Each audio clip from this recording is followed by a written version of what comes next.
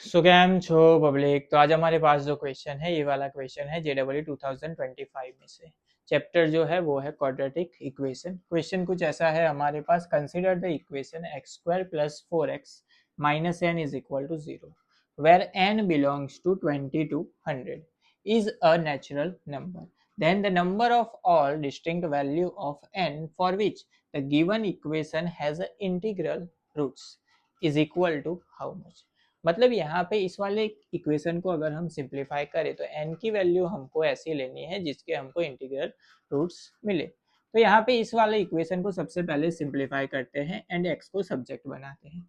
तो इसको हम लिख सकते हैं x² + 4x - n is equal to 0। Minus n को सामने भेज देते हैं तो प्लस हो जाएगा, तो लिख सकते हैं x² + 4x is equal to n। अब यहाँ पे इस वाले इक्वेशन में x की वैल्यू फाइंड आउट करनी है, तो वो किस तरह से करेंगे। तो x को अगर हमको फाइंड आउट करना है तो हम यहाँ पे एक ट्रिक यूज करते हैं, दोनों साइड +4 कर लेते हैं। तो लिख सकते हैं x² + 4x + 4 is equal to n + 4। ये क्या हुआ, एक परफेक्ट स्क्वायर हुआ, किसका, x + 2 के होल स्क्वायर का। तो यहाँ पे हम लिख सकते हैं x + 2 का square is equal to n + 4। अब यहाँ से हमको स्क्वायर को हटाना है तो हमको क्या पता है, दोनों साइड क्या लेना पड़ेगा, रूट लेना पड़ेगा। तो हम लिख सकते हैं x + 2 is equal to √n + 4।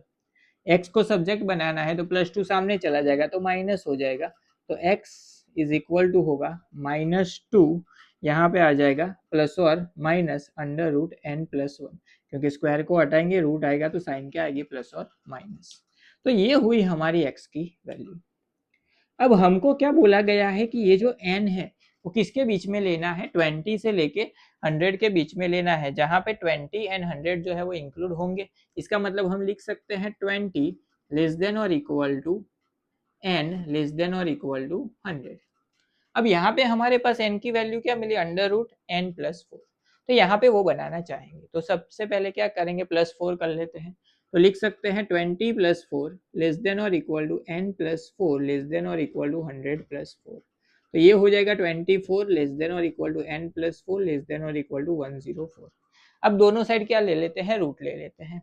यहाँ पे रूट n + 4 चाहिए, तो √24 less than or equal to n + 4 less than or equal to √104। ये मिल गया हमको इंटीग्रल रूट। इसका मतलब क्या हुआ, ये जो वैल्यू है वो क्या होती है।